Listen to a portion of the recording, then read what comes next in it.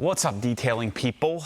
The world is starting to change a bit here in that these are all battery powered, and then my number of corded machines, which I'm hanging on to, really it's down to 2, is falling, right? And so I'm starting to get more of this stuff and want it to use it and using it more versus this stuff. So I think the big question is, why would I buy a corded machine over a cordless? What would be the reason for it? And I think a lot of you haven't experienced it. One of your questions would be, do the battery powered machines, do the batteries last long enough, and do I get enough torque? So let's try to answer that here today and kind of work through what my thought process here is here. And what you're seeing, by the way, these are the polishers that I have in my cabinet. Now, I can have any darn thing in the world, and I don't like to keep redundancy. I don't like to have a lot of junk that I'm not using, and so I don't like to keep a lot of stuff in it. Polishers are one of those things I have a tendency to let go of a little bit longer in the tooth than I would like a microfiber towel or a some sort of detailing chemical product. But I only like to have in my cabinet what I'm using. And I get a lot of stuff. I get a lot of tools, I get a lot of polishers, I get a lot of detailing stuff, I get a lot of crap that sort of tends to add up. I mean, this is what I do for a darn living, so I end up with a lot of extra stuff, and I fight that every day to try to keep things minimized and keep things organized.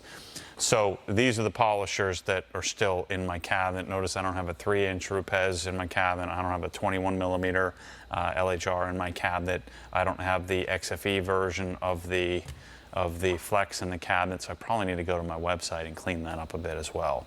We only like to sell and offer what I'm using and what I'm recommending.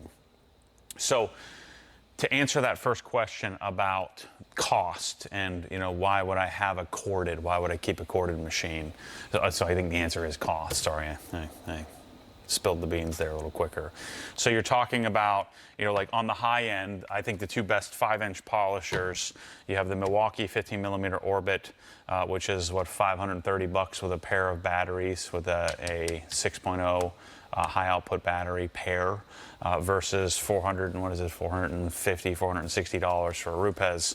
So you're what, $80 more, 70s, $70-ish more for a battery powered versus a corded, and I think that delta is more than worth it to me. If the delta was $200, I would maybe consider it and say, stick with the corded machine. The balance is 90% of the way there on the Milwaukee. If you not have a Rupes right next to it, you don't really notice it. The stalling, or let's say the beginner usability, is better on the Milwaukee. So if you're starting out polishing, you're not so great at managing pad flatness and dealing with cracks and crevices and areas and contours where the pad will stall, the Milwaukee stalls a whole lot less, if at all, than the Rupes would. And so you have to, be a bit more professional, have a bit more skill when you're dealing with the Rupes. The Rupes does have, quite a bit less vibration or transition through your elbows and shoulders and, just to your body from the machine. But again, if you don't have them right next to each other and you're using them back to back, I don't think most are going to complain about the Milwaukee. Now, this is about to change here. I'm making this video pre-SEMA, a week before SEMA. Rupes just announced their new cordless, which I'm really excited to get my hands on. We don't know what the pricing is yet. They haven't announced pricing yet on what the machines are, so we'll see what that delta looks like. I mean, knowing that the 3-inch Rupes is only $400-something, I don't say only $400-something.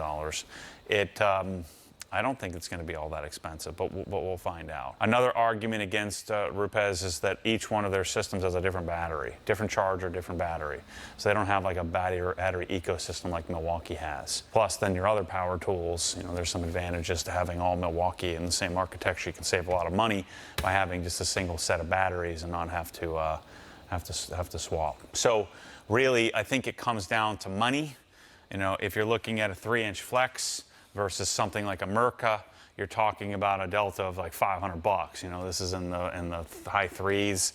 This is in the high 8s. So you're talking about a really significant delta. Now, if cost is a big concern, this is where it becomes, you know, a much more valid argument. If you're trying to keep costs down, you got great machines like the the Griot's entry-level machines, $230, $250. You can get your combo pair for the same price or close to the same price as a single, you know, Milwaukee.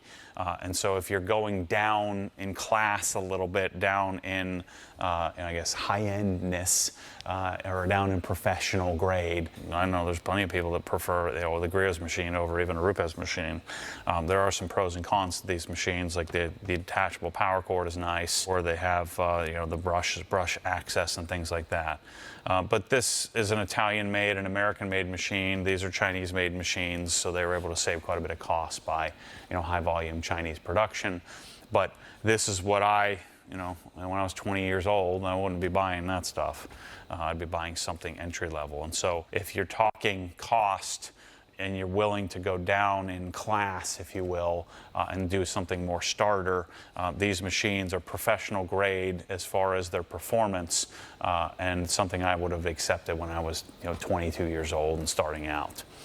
So cost, I think, comes down to cost is a pretty significant issue for most, and that cost argument would be a strong argument to go back and stay in the corded realm. I would rather see you get into polishing sooner and go corded rather than postponing and waiting and budgeting and saving and maybe 2 or 3 years down the road going to battery stuff. I'd rather see you get started with a couple of Griot's machines, learn the process, and then, as you upgrade your career and your life and have more resources, then, maybe go to the battery stuff. So another argument that a lot of people have is longevity and usability. And you would think, well, shoot, it has a battery and I'm going to be polishing my car for a long time, and so the batteries have become a problem. The machines will last for 45 minutes straight, hours straight, depending on which machine you're talking about. And you have to remember, when you're polishing sections, 1 foot by 1 foot, 2 foot by 2 foot at the most.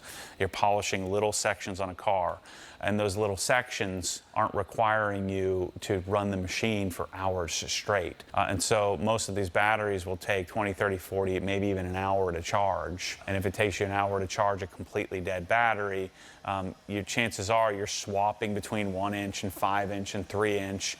And so I found that 2 batteries for each machine is well beyond what you need to keep working, even in a professional environment, all day, every day. So that argument is moot. I mean, the battery technology has gotten better and better and better, and continues to improve every day. And I think that also the battery's life is good on these things. Most of them warranty the batteries for 2, 3, 4, 5 years in some cases. So I think the battery argument is a moot point at this stage in our development of products. So I don't think you have to worry about that anymore. When the new Rupes stuff comes out, I'll be sure to get my hands on them at SEMA next week, and I'll probably make a dedicated video on that specifically. That's one of the biggest things that's happened in polishing for a while. This has been out for a really long time, and I'm sure lots of people knew about it, but I sure as heck did, and I didn't see anybody talking about it. But this is my favorite gosh darn thing I've ever touched in detailing to date. This is my favorite machine, favorite tool, favorite product, favorite everything. It's also just so happens to be one of the most expensive things at $880. But this is the Mirka 12 millimeter Orbit 3-inch polisher. There is one deficiency in that it doesn't have a trigger lock, so you do have to get used to that. But I'm working on bringing in some different versions of this machine. Right now, the package includes 2 5-amp-hour batteries, which I don't think you really need. And I'm trying to convince them to bring us a 2.5-amp-hour version where brings the cost down like $300. So we're working on building a package for that, and then I'm going to ask them to let me be the one to sell that, because this is my frickin' idea. And that machine you need to buy. I think you want this, and then this. So long neck, 12 millimeter Mirka, and currently Milwaukee. So if you had these 3 tools, That's what you need. Long neck Rupes. Don't buy the sustainer kit. You're gonna get a bunch of stuff you're gonna throw away. Buy it just the tool with battery only. Mirka. Buy the Milwaukee kit because it's a pretty sweet deal. It's $230, but you get two like $150 batteries and a charger in it. So it's $530 for that kit. So you're $530, $880, and I think this is like $400 or something like that. And so you're $1,500 worth of tool, $1,800 worth of tools to take care of pretty much any car. So I think battery powered at the moment. I mean, the Flex is nice to have, but I think you need to give up your dream, your pipe dream of doing hybrid machines that do 1 inch and 3 inch. Yes, it can do it, but it sucks at both of them. It's a cool machine, really well built, great functionality. I like having it in my cabinet for some instances, but you want a dedicated 3 inch, you want a dedicated 1 inch, you want a dedicated 5 inch. That's my advice. So anyway, hit me up at obsessedgarage.com. If you ever have any questions, Matt at obsessedgarage.com. And I love these darn polishers, but I need to get rid of some of them. The pneumatics I very rarely use anymore, but I like having them. I like having the 3 inch Rupes, even though the Mirka is so much better. Got to draw the line somewhere in this world. I'm here to help you figure out which ones you get, because if you're not doing this for a living and you don't like take photos of products and stuff like I do, it doesn't make sense to have all these machines. So we'll help you narrow it down. Thanks for watching. As always, stay tuned for more crazy. Stuff is good. See ya.